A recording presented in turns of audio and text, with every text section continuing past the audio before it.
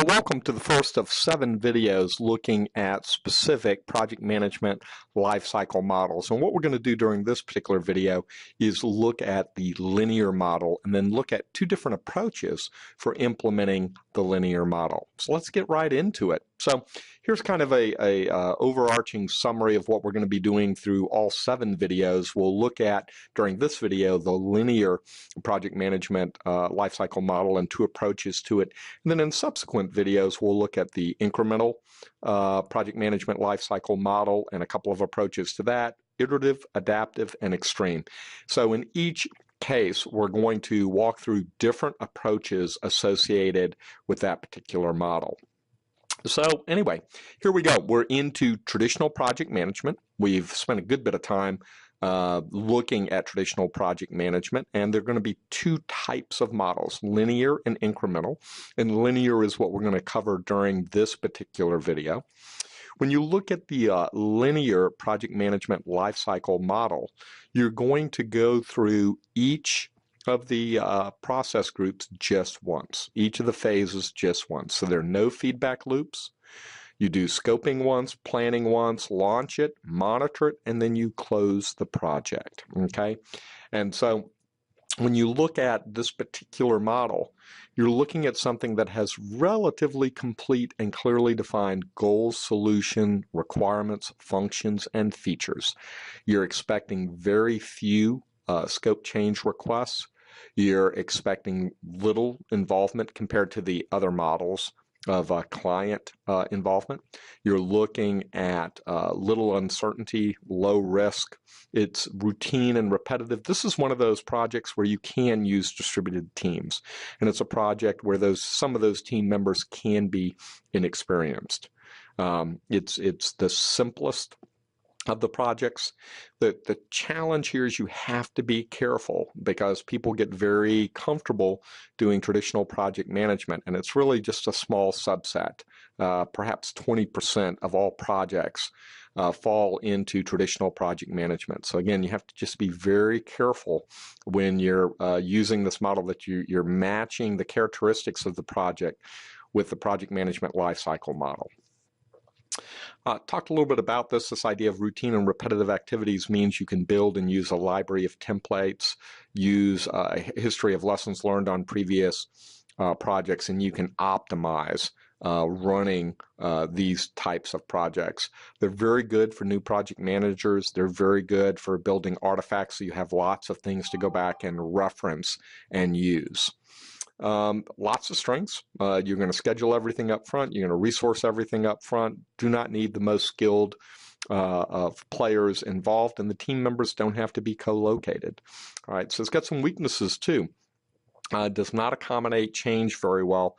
It sometimes will cost too much, and there are very few projects that are going to not have change involved with them. It takes too long before any deliverables. You're really not getting the deliverables all the way to the end, and that may be disastrous if you really have scope changes or if they get the requirements wrong at the beginning. Because you're waiting so long to deliver deliverables and you're not accommodating change well, it's really not focused on client value as much as coming in, getting something done, and then moving on. There are 2 specific models that fall under the linear project management lifecycle model. They're really variants of each other. The first is your standard waterfall model, and we'll talk about that in a second. And then the second is a rapid development waterfall model, which is really not that rapid, but what it does do is create multiple swim lanes so that you can have multiple tasks going at the same time. So let's go and look at these. So this is your standard waterfall model.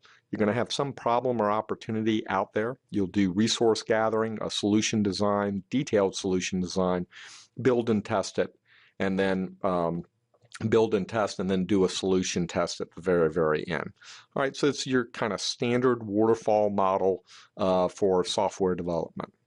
In the rapid development waterfall model, very, very similar, but when you get to the launch phase, you're going to have multiple swim lanes so that you have multiple flows, if you will, going through at the exact same time. And that allows you to accelerate the deployment. Instead of doing everything sequentially, you've got independent tasks are out there in those swim lanes that are being deployed.